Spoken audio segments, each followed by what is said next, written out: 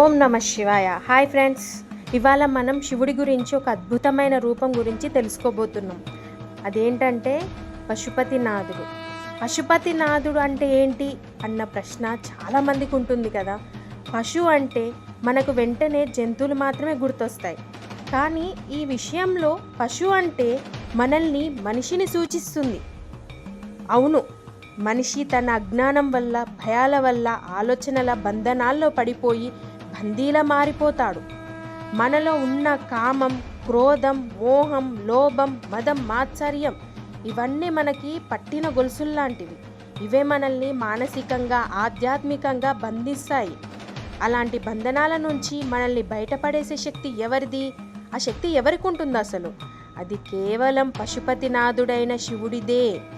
పతి అంటే అధిపతి, మనం గార్డియన్ అంటాం కదా, అది అంటే పశుపతినాథుడు, పశువుల అధిపతి. ఆయన మన బంధనాన్ని తొలగించేటువంటి ఆ బోలా శంకరుడు.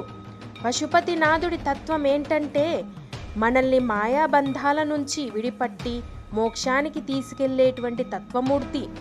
శివుడు భక్తుడికి తండ్రిలా మారతాడు, గురువులా మారతాడు, క్షమించే వ్యక్తిగా మారుతాడు. అదే పశుపతినాథుడి యొక్క స్వరూపం.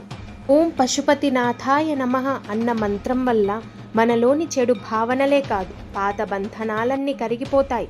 అందుకే శివుడిని నమ్మి ధ్యానం చేస్తే మనిషి లోపలి బంధాల నుండి విముక్తి అవుతాడు.